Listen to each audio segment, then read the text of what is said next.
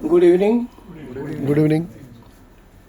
Standup comedy આમણે જે કહ્યું હતું એ રીતે હું ગ્રુપમાં તો ઘણી વખત મિત્રોને હસાવું છું, પણ આ રીતે આ પ્રથમ પ્રયાસ છે. એટલે હસવું આવે કે ના આવે, હસવાનું કમ્પલસરી છે. આનંદભાઈ, લગ્ન થયા છે? નથી થયા. તમારામાંથી પરણેલા કોણ છે? બહેનો પહેલા હાથ ઉપર કરે, હવે ભાઈઓ હાથ ઉપર કરે. ભાઈઓએ બે હાથ ઉપર કરવાના, લગ્ન પછી બે હાથ જ ઉપર થાય. અને કોઈ ચિંતા નહીં કરવાની, કારણ કે શું છે કે માણસ માત્ર ભૂલને પાત્ર. અચ્છા. મેં 30 વર્ષ પહેલાં ભૂલ કરેલી, હજી એ પસ્તાવું છું. મારા એક મિત્ર, હવે આપણે છાપાની વાત કરીએ તો મારા એક મિત્ર છે, ગુજરાત સમાચારનું છેલ્લું પાનું લઈને બેસે ને બળાપો કાઢે. અરે રે, દુનિયા કેટલી આગળ નીકળી ગઈ ને હું પાછળ રહી ગયો. એ ભાઈ શું થયું આમ? લોકોના જો મારા ધર્મપત્નીનું બેસણું, મારા ધર્મપત્નીની પ્રાર્થના સભા, સાલું કેટલા લોકોનું છપાય છે, પણ હું પાછળ રહી ગયો. અને પાછો મને ચલાવવા માટે મારો મિત્ર ફોન કરીને કહે છે કે કાલે આવવાનું છે, હા આપણા વાઈફનું છે પ્રાર્થના સભા, ક્વાર્ટર પેજની. અને હું તો ફૂલ પેજ આપવા તૈયાર છું. એટલે આ રીતે ઘણા લોકો આ પ્રમાણે કરતા હોય છે. હવે છાપાની વાત કરું ને તો હવે હું ઇનડાયરેક્ટ કહું છું. એક વ્યક્તિ હતો જેને થોડું પેટ જ સાફ ના આવે, ગોળીઓ લીધી, સિરપ લીધું, ઇવન એનીમાં પણ ટ્રાય કર્યો કે એનું પેટ સાફ ના આવે. પછી ડૉક્ટર સાહેબને ફોન કર્યો. સાહેબ સમજી જશે હું શું કહું છું. ડૉક્ટર સાહેબ, આ પ્રમાણે આમ કર્યું પણ મારાથી પેટ સાફ નથી થતું. ના ના ના ના ના ના, એક કામ કરતું, છાપું લઈને અંદર જતો રહે. ઘણા લોકોને એવી આદત હોય છે કે ન્યૂઝપેપર લઈને અંદર જાય, અડધો કલાકમાં પેપર વંચાઈ જાય ને એમના પેટ બી સાફ થઈ જાય. હવે આ બધી થઈ જનરલ વાતો. હવે થોડી ફિલ્મી વાતો પર આવીએ. ફિલ્મોમાં એવું છે કે આપણે ઘણા લોકો ઘણા એક્ટરોના ફેન હોય છે. અને ફેન એટલે કેટલાક એકદમ ગાંડા ફેન.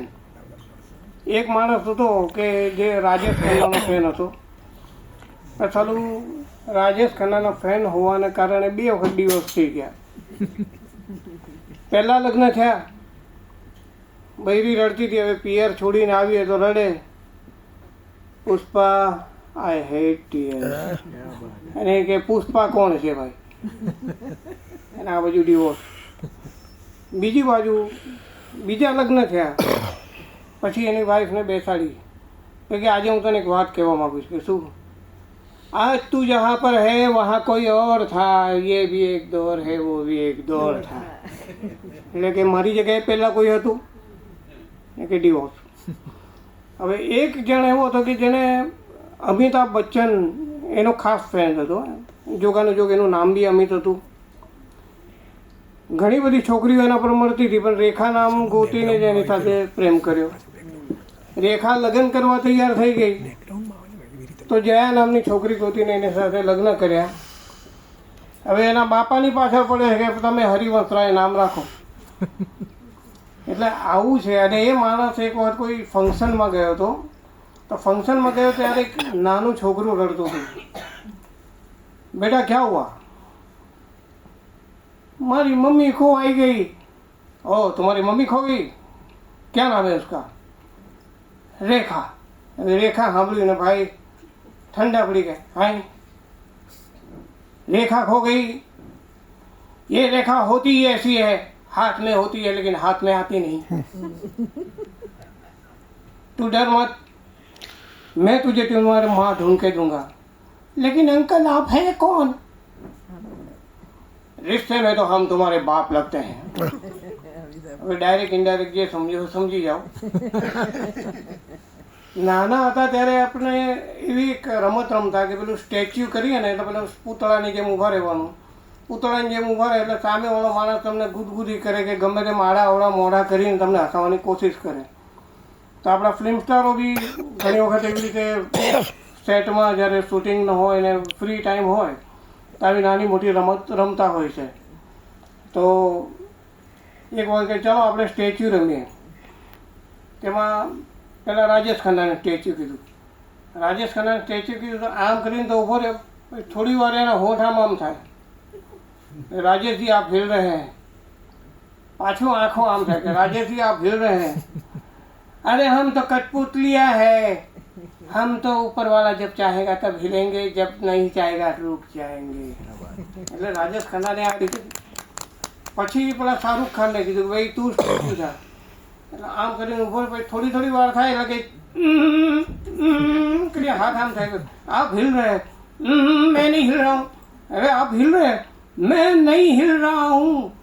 પછી કહે કે ભાई आप हिल रहे हैं, आप मान लो आप हिल रहे हैं, कल हो ना हो मरने के बाद तो पुतला हो जाना है, तो आज क्यों नहीं. એટલે પછી છેલ્લે દેવાનંદને કીધું કે આપ હિલી, અરે સોરી આપ સ્ટેચ્યુ હો જાયગી. એને સ્ટેચ્યુ કીધું એટલે देव साहब आप हिल रहे हैं, मैं नहीं हिल रहा. देव साहब आप हिल रहे हैं, मैं हिल नहीं रहा. देव साहब आप हिल रहे हैं, आपको गलतफहमी हो रही है, लगता है यहाँ धरतीकंप आया होगा और आपको लगता होगा कि आप हिल रहे हैं, मैं नहीं हिल रहा. देव साहब आप हिल रहे हैं, मैं नहीं हिल रहा. એમ કહીને આખો હચમચી ગયો. એટલે આ રીતે આ પ્રમાણે થતું હોય છે. ઘણી વખત આપણે ક્લીન કોમેડી કીધી છે એટલે સારું બીજું બધું કંઈ બોલાતું નથી. પહેલાં તો હું સમજ્યો ક્લીન કોમેડી એટલે હું નાહી જોઈને આવ્યો કે ભાઈ નાહ્યા વગર ના આવતા. હવે હું મુંબઈમાં ઉછરેલો છું, તો મુંબઈમાં ટ્રેનમાં જઈએ ને તો ટ્રેનમાં જઈએ વખત આમ એકદમ અપ ટુ ડેટ થઈને જઈએ, પછી અંદર જઈએ પછી આમ સંકોચાઈ જઈએ એમ, કારણ કે લોકો એકબીજાને આમ લગભગ ચોંટી ગયા હોય એ રીતે એટલી ગીતી હોય. એટલે આ બાજુથી આ ભાઈના પસીનાની વાત આવે તમને, આ બાજુથી આ ભાઈના પસીનાની વાત આવે, પછી પાછળ માછલીની ટોપલી લઈને ઊભી હોય, એમાંથી પાણી ટપકતું એની સ્મેલ આવે. અને એમાં પાછી કળા ક્યાં થાય કે કોઈ ભાઈ આપણે પહેલું મેં કીધું કે જેનું પેટ સાફ ના આવ્યું હોય એ માણસ વાયુ પ્રદૂષણ કરે. અને પછી જોવાની વાત છે કે જ્યારે આ લોકો આ પ્રમાણેની પ્રક્રિયા કરે ત્યારે પહેલું પોતાનું જ નાક બંધ કરે. કોઈએ કંઈક હવા છોડી એટલે ભાઈ લોકોને તો ખબર પડી જાય કે આટલા વખતથી આવતા કે તું જ કહી લે હશે. એટલે આ રીતે ટ્રેનમાં એવું છે ને. ટ્રેનમાં બી છાપાની વાત કરીએ તો છાપું તમે જ્યારે ટ્રેનમાં જાઓ ને ત્યારે ઘણા લોકોને પોતાના ઘરમાં તો ટાઈમ મળતો ન હોય ને ઓફિસમાં ટાઈમ ન હોય, એટલે છાપું લે ને ટ્રેનમાં વાંચે. તો છાપાના પાના ખોલે એટલે પેલા અંદરથી આમાં વાંચવાનું ચાલુ કરે તો આ બાજુવાળાનું મોઢું આમથી આવે ને આ બાજુનું મોઢું આમથી આવે, અને તમે સારું આમ મોઢું કરો ને એની સાથે ટકરાઈ જાવ એ રીતે. પછી સામેવાળો એમ વચ્ચેથી એક પેપર ખેંચે, સાહેબ એક પાનું આપો ને, બીજો એક પાનું લઈ લે. એમ કરતાં આ પછી છેવટે આમ બેઠો ને એમનું છાપું વેચાઈ ગયું. એમાંથી 2 જણ એમના છાપા લઈને ઉતરી જાય. ઘણા લોકોને મેં જોયા છે કે ત્યાં પેલા ટ્રેનમાં રિટર્ન આવે ને ત્યારે શાકભાજી ખરીદીને શાક સમારતા હોય. तूने काय बनवलं आज? मी भिंडी बनवली. तू? आम्ही तर काय टमाटर, आम्ही टमाटरची सब्जी बनवतं का કે આમી ટમાટર બનાવતે. એટલે આ રીતે મુંબઈકરાની આખી લાઈફ તમે જોવા જાઓ ને તો એ લોકોમાં રમૂજ પણ છે અને એ લોકોને જેવી જિંદાદિલી ક્યાંય નથી. તમે સ્ટેશને જાઓ ને, તમે અમદાવાદ હો ને તો તમારા પેલું કંજૂસપણું આવે. પછી તમે નડિયાદ ઉતરો એટલે થોડું આમ તમને બાય ચડાવવાનું મન થાય. બરોડા જાઓ એટલે આમ થોડા આમ ઢીલા ઢાલા કે લિબરલ થઈ જાઓ. સુરત જાઓ એટલે સરસ્વતી કૃપા ચાલુ થઈ જાય. અને એની સાથે સાથે પછી જેમ સુરત જાઓ તો સુરતથી ધીમે ધીમે તમે થોડા ઉદાર થવા માંડો, અને મુંબઈ જાઓ ને એટલે તમે આમ દરિયાદિલ થઈ જાઓ. કારણ કે મુંબઈનું એમ કહીએ કે મુંબઈના દરિયાઓ, મુંબઈની ભૂમિ તમારા મારા જેના પણ બાપ દાદાઓ હશે એ લોકો ધોતિયું ને લોટો લઈને ત્યાં ગયા હતા અને સદ્ધર થયા, ને સદ્ધર થઈને એ પૈસાથી પોતાના વતન, પોતાના રાજ્ય બધાને સદ્ધર કર્યા. આજે મુંબઈના જે શેર બજારથી લઈને આખા જે બી બજારો છે એને અહીંયા ગુજરાતમાં ખસેડવાની પણ જે પણ તજવીજ અથવા પ્રયત્નો અત્યાર સુધી થયા પણ સફળ નથી થયા, કારણ કે મુંબઈ એની જાન છે એ રીતે. અને હવે સ્ટેન્ડઅપ કોમેડીમાં અમને ક્લીન કીધું ને એમાં હું ક્લીન બોલ થઈ ગયો છું. ચાલું હું દરેક બોલમાં સિક્સ મારતો હતો, હવે મારે એક એક રન લેવા પડે છે. આનંદભાઈ પરણેલા નથી, પણ પરણેલા હોત ને તો ભાભી ભાભી કેમ છો? આનંદમાં. પછી આનંદભાઈ છે ને, આનંદભાઈને પૂછો કેમ છો? આનંદના દિવસો ગયા. એટલે આ હળવી રમૂજ છે કે જે ઘણી વખત એમ એક કલાકારનું સાંભળેલું કે આઈ થિંક શાહબુદ્દીન રાઠોડનું કે પ્રોગ્રામ કરીને આવે અને પેલું ગોદડું ખેંચીને ઊભા કરે કે ક્યાં એને ખબર ન પડે કે મેં પ્રોગ્રામ આપીને આવ્યા હતા. એવી રીતે આનંદભાઈના કેસમાં શું થાય કે આખો દિવસ કળા કરે ને 2 શબ્દ હું બોલ્યો એટલે કળા કરવા માંડે. આ રીતે ન ચાલે ને. હવે ઘણી વખત એવું છે કે ઘણા લોકોની એક્સપ્લેનેશન પાવર બહુ હોય છે, પાવર નિર્દોષતાપૂર્વક. હવે ખાસ કરીને કાઠિયાવાડીઓમાં મેં જોયું છે, હું સૌરાષ્ટ્રમાં બી હું ઘણું ફર્યો છું. તો ડૉક્ટર પૂછે કે ભાઈ કાલે શું ખાધું તું? આમ પેટમાં ઇન્ફેક્શન કેવું લાગતું હતું કે કાલે શું ખાધું? શું કહું, કાલે હું મારી સાસુની સાથે અહીંયા ગઈ હતી. એમ નહીં, પણ તમે શું ખાધું? એ જ તો કહું છું તમને. હું આ ગઈ તો ત્યાં એમણે કીધું કે રોટલીનું શાક ખાઈ લો, પછી મેં ના પાડી. તો પછી શું ખાધું? પછી અમે પીઝાવાળાને ત્યાં ગયા. પીઝા ખાય ના, ત્યાં બહુ ગળદી હતી. પછી ત્યાંથી અમે આગળ ગયા, ત્યાં સેન્ડવિચવાળો હતો. તો સેન્ડવિચ ક્યાંથી ખાય? એ મને ભાવતી જ નથી. એમાં એ કાંદા ને એ બધું નાખીને એટલે મેં ન ખાધી.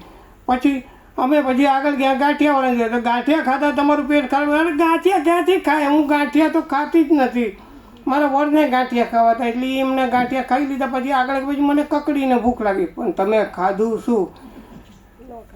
ભાઈ કહું છું તું આમ મારું માથું ના ખા ને. હું પછી અમે લોકો ત્યાં ગયા ને એક ડાઇનિંગ હોલ હતો, ત્યાં ગયા. ત્યાં પંજાબી, ગુજરાતી ને સાઉથ ઇન્ડિયન હતું. તો સાઉથ ઇન્ડિયન ખાધું ના, એમાં વંદો પડ્યો ને એટલે પછી હું ઊભી થઈ ગઈ. મેં ના ખાધું. બેન તમે જે ખાધું એ ભલે ખાધું, મારું માથું હવે ના ખાતા. એટલે આ રીતે વાત એકદમ હળવી હોય છે, પણ હાસ્ય એમાંથી ઉત્પન્ન થઈ જાય છે. હવે હમણે મને કીધું છે કે 7 મિનિટ બોલવાનું. હવે 7 મિનિટ, 7નો આંકડો ચાલો આવતો જ નહીં. 7 મને આંકડો આપે ને મને એમ થાય કે હું ચાલો મટકા કિંગ થઈ ગયો. 7 સટ્ટા. પણ હું 12થમાં હતો ને, આમ ભણવામાં હું હોશિયાર, પણ 12થમાં હતો ને ત્યારે મેથ્સમાં મને 100માંથી 8 માર્ક આવ્યા હતા.